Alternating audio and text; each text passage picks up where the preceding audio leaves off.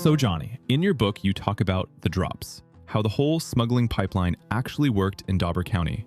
Walk us through that. The cartel would set everything up. Scully, best damn bush pilot in Florida, he'd fly it in and handle the airdrops. Scully was the one doing those low-altitude runs? Like a ghost. He could fly a plane through a keyhole if you asked him. We also had the mothership sitting out in the Gulf. Big Colombian freighter just waiting outside the radar net. Cartel would give us the rendezvous coordinates and times. Then our boats would go out, collect the cargo, and bring it home. You weren't worried about drawing attention? All those boats, all that movement. Nah, that was our commercial fishing fleet. They went out day and night anyway. Nobody blinked. Nobody cared. Why not just let the Colombians bring it straight into Dauber County themselves?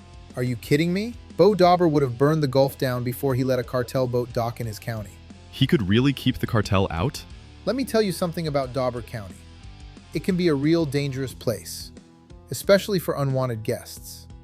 A lot of problems end up dead, picked apart, and added to the skeleton collections on the 10,000 islands. Cartel boys knew that. They stayed in their lane. So Dauber County wasn't like Miami? Miami? Miami is a city. Dauber County is the last frontier. Whole different set of rules, and only a fool breaks them, especially for unwanted guests. A lot of problems end up dead, picked apart, and added to the skeleton collections on the 10,000 islands. Cartel boys knew that. They stayed in their lane. So Dauber County wasn't like Miami? Miami? Miami is a city. Dauber County is the last frontier. Whole different set of rules, and only a fool breaks them. Johnny, there's something your book barely touches on, but I get asked about it constantly.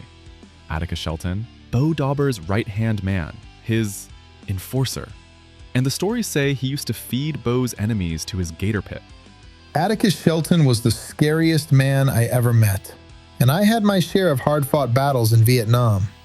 I was never one of Atticus's friends, but I knew all about that damn gator pit of his. So, did he really do it? Did Atticus really kill people and feed them to the gators?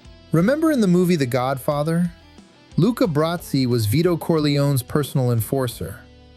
Well, Atticus was Bo Dauber's personal enforcer, but instead of swimming with the fishes, Atticus would feed Bo's enemies to his gators in his alligator pit. Kill is too clean a word. Atticus didn't just kill people. He delivered them, and the gators did the rest. What was it like, hearing about it, knowing that was happening? You ever hear a gator death roll? It's a wet, crunching, twisting sound. Bones popping underwater. Screaming cut off mid-breath. Then nothing, just bubbles. Atticus believed the swamp was holy. Said feeding the gators balanced the scales. And Bo Dauber, he let this happen? Let it happen? Bo sent people to Atticus, usually with a one-way ticket. How many do you think? Don't know. Don't want to know. But I'll tell you this. In Dauber County, if someone disappeared, we didn't look for a body. We listened for the gators. That is terrifying.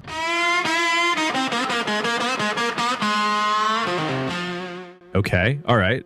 Let's get into what happened after you took down your smuggling empire. A lot happened after that. I'm surprised how many people went to prison because of your tip-off, including your best friends. That was collateral damage. I didn't think they'd end up in prison. I only wanted to get Bo back. He murdered Sanchez, and he was gonna walk away clean. I couldn't let that happen. And then you disappeared for a decade, but you were never charged with anything connected to the smuggling enterprise. That's right. I never got charged. Then why vanish for 10 years? Was it because you left the county broke and in ruins? I mean, you left your wife and your son behind with nothing. Look, I had to get out of there, but I didn't leave them with nothing. I left millions behind, and I left my account information with the local pastor so he could help everyone. Pastor Bubs. And we'll get to him soon. But right now, I want to focus on your son and the mess you left behind.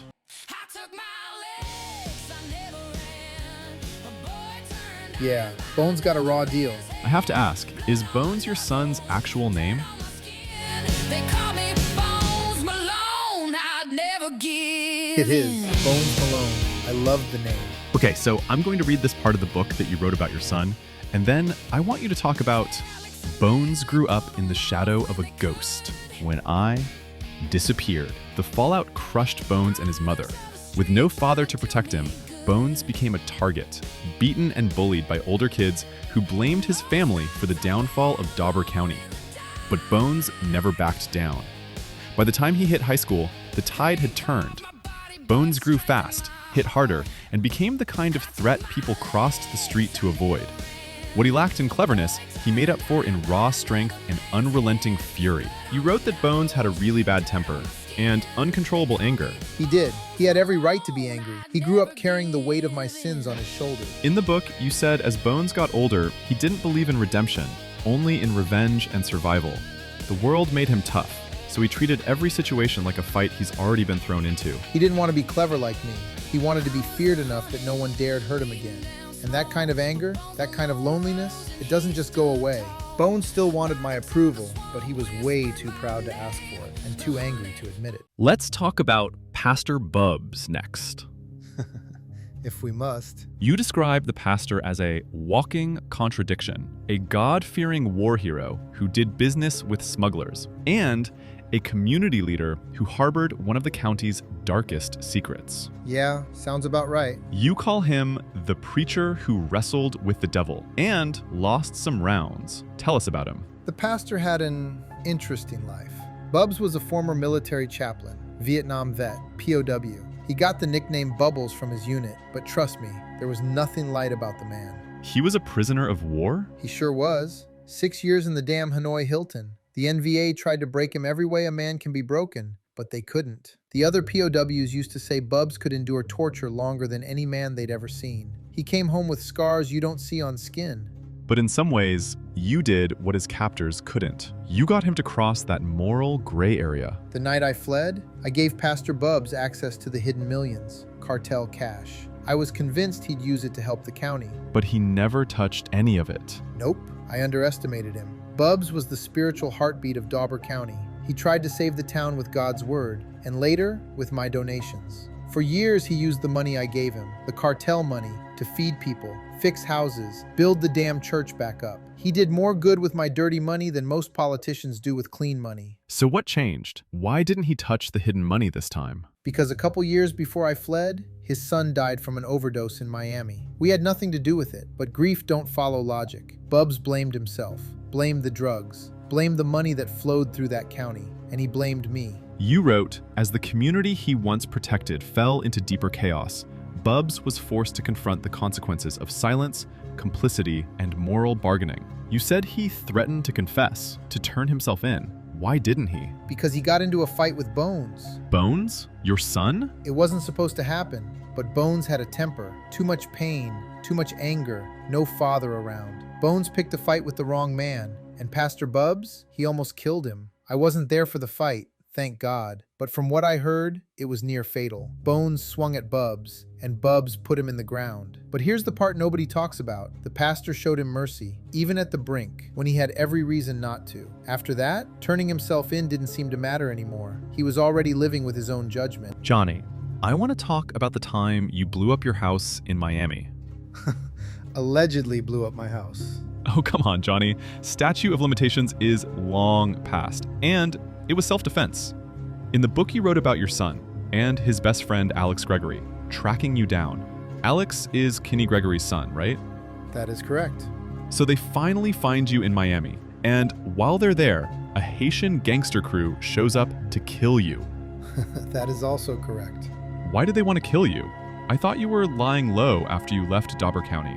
I was, but then I made friends with Etienne. Etienne was the leader of this Haitian crew? He was, until his guys killed him. So his own men killed him, and then came after you? That is correct again. Why? Why kill him and then come for you? Etienne owed them money, didn't want to pay, or couldn't, so he blamed me, told them I had their cash. And did you? Maybe. Oh, come on, Johnny. What happened exactly? They showed up at my place. I wasn't expecting company, especially the armed kind. My son and Alex had just found me. Next thing I know, we're running out the back, and a few seconds later, the house blows up. Took the entire gang with it. Well, you're not about to tell me you blew up the house, are you? That gang? They were dangerous. Real dangerous. The world is a safer place without them. And this all happened the same day your son finally tracked you down. After all those years? We made it out alive. That's what matters. And that was the moment Agent Mac Donnelly realized you were still alive and started pursuing you again. Oh, yeah. Mac practically jumped out of his grave when he got that report. He was determined to get me. Again.